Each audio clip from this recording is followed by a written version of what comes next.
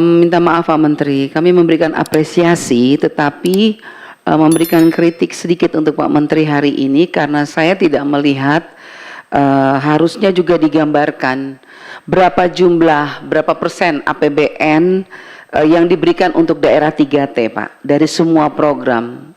Ini kita tidak lihat di sini. Hasil capaiannya tercapai, tetapi berapa persen untuk daerah 3T? Karena saya sangat percaya bahwa daerah 3T tidak bisa disamakan dengan daerah-daerah di luar 3T. Artinya ketika Bapak mengatakan semuanya tercapai dengan baik, berapa persen untuk daerah 3T? Dan di daerah 3T itu ada beberapa provinsi. Kalau bisa dijelaskan juga Pak, supaya kami juga tahu berapa untuk Papua, berapa untuk Nusa Tenggara Timur, berapa untuk Maluku, Ambon, karena itu daerah-daerah 3T yang sudah pasti membutuhkan biaya perhatian lebih besar daripada pemerintah pusat. Yaitu Pak, saya mohon keadilan sosial bagi seluruh rakyat Indonesia juga diterapkan di dalam APBN 2005, 2006, bahkan 2007 nanti. Karena kalau tidak ya sama saja kita melanggar konstitusi juga. Nah oleh sebab itu sekali lagi penekanan untuk daerah 3T, baik semua program Pak, baik PIP-nya, KIP-nya, revitalisasi sekolahnya, masih banyak anak-anak justru yang di daerah 3T yang belum tersentuh dengan program-program ini. Apalagi yang di ujung-ujung yang sangat susah dijangkau oleh kita semua. Nah oleh sebab itu saya berharap mungkin dengan data-data yang diberikan oleh Pak Menteri melalui pemerintah daerah, tolong juga nanti kita juga akan melakukan fungsi pengawasan. Makanya saya tidak pernah bosan Pak Menteri untuk minta data akurat realisasi anggaran APBN setiap tahun per program. Karena setiap kali kami reses itu kami tidak main-main, tapi kami turun ke lapangan dan bila perlu kami sampai menyeberang sungai, kali, itu semua kami lakukan. Dan kami tahu bahwa ini tidak terserap sampai di ujung-ujung itu.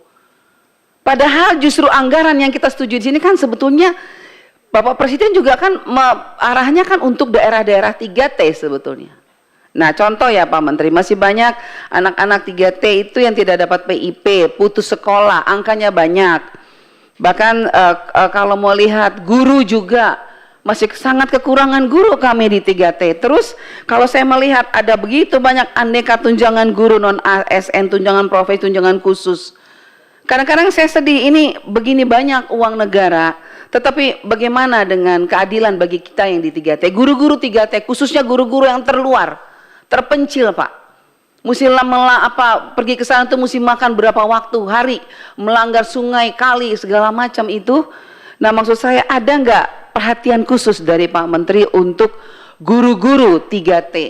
Nah artinya kalau kita bicara soal guru-guru 3T ini Pak, banyak persoalan karena kita melihat kadang-kadang guru-guru itu menangis ya Pak Menteri karena mereka mesti menginap beberapa hari dulu baru bisa tinggal, bisa mengajar.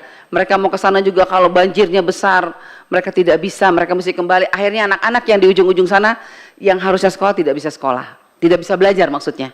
Karena memang susah. Oleh sebab itu saya mohon pengawasan terhadap anggaran-anggaran atau program-program ini betul-betul berkeadilan lah. Artinya jangan semuanya dipukul rata, tetapi untuk 3T gak bisa. Karena guru-guru di kita yang di ujung-ujung sana tidak bisa disamakan Pak. Tunjangan khusus pun, tunjangan mereka harusnya dapat kadang-kadang terhambat. Nah ini makanya saya katakan pengawasan Pak Menteri.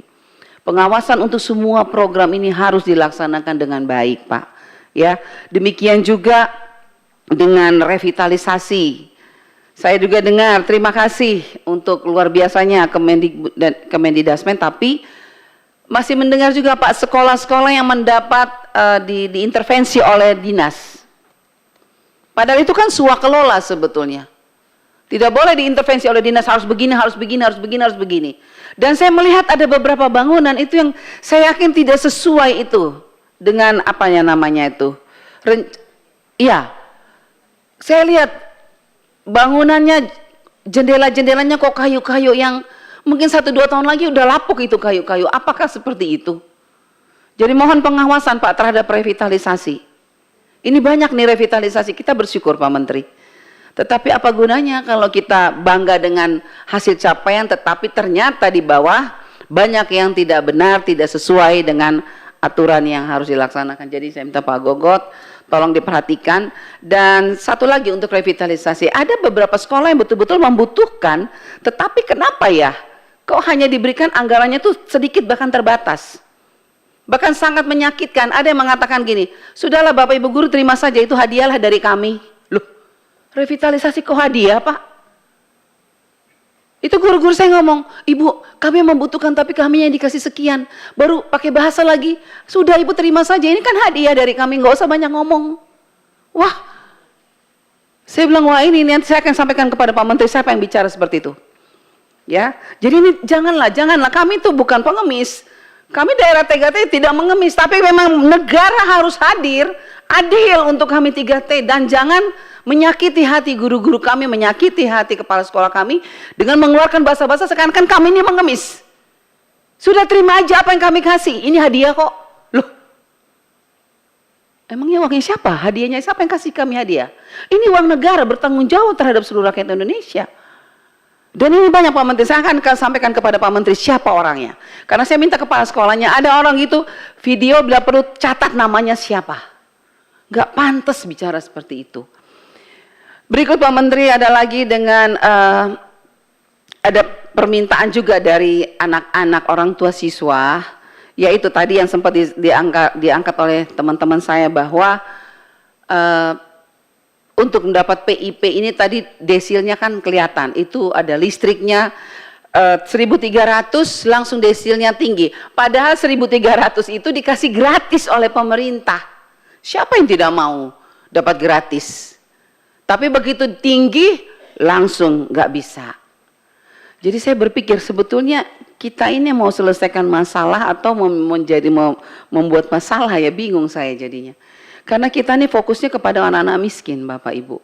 Nah oleh sebab itu sekali lagi Pak Menteri, dari saya ingin sekali tolong berikan kepada kami realisasi itu, data itu berapa sih ke daerah provinsi kami ini berapa per program, biar kami juga lihat. Jadi kami takutnya begini, Pak Menterinya baik, mungkinlah katakanlah semuanya baik di pusat punya tujuan baik.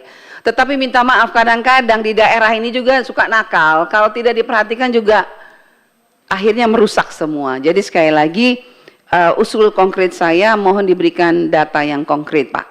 Sekali lagi saya berulang-ulang kali karena ini kita akan reses dan kita akan pakai dampaknya untuk 2026 dan 2027. Karena saya melihat ada beberapa sekolah yang sudah bangunannya udah nggak jelas. Sudah penuh halamannya dikasih lagi revitalisasi. Sementara sekolah-sekolah yang masih butuh tidak pernah dapat.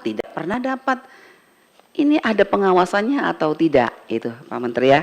Dan terakhir, saya juga minta tolong Pak Menteri untuk masalah listrik yang tadi saya melihat ya, ada pembagian listrik untuk ada bantuan bantuan papan apa tuh, ya itu.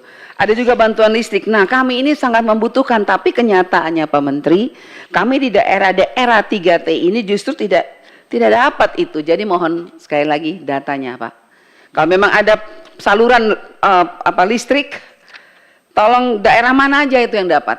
Benar nggak itu sampai ke daerah-daerah 3T. Jadi itu saya Pak Menteri, harapan saya guru, kemudian revitalisasi PIP ya. Tolong diperhatikan dengan baik karena sebetulnya kami hanya itu saja yang kami butuhkan dan masih banyak sebetulnya, tetapi kami berharap mohon doa supaya kita juga 3T jangan sedih-sedih terus, jangan dapat ampas-ampas lah istilahnya kata orang begitu ya. Jadi kita nih 3T-nya dapat ampas-ampas aja, yaitu makanya bahasanya keluar ini hanya hadiah, terima aja, nggak usah banyak protes. Wah itu saya marah bener Pak. Saya tersinggung berat itu kalau guru-guru saya yang penerima PIP, penerima revitalisasi datang ke Jakarta dan dikatakan seperti itu, saya sedih banget itu. Nanti saya sampaikan kepada Pak Menteri saja secara langsung.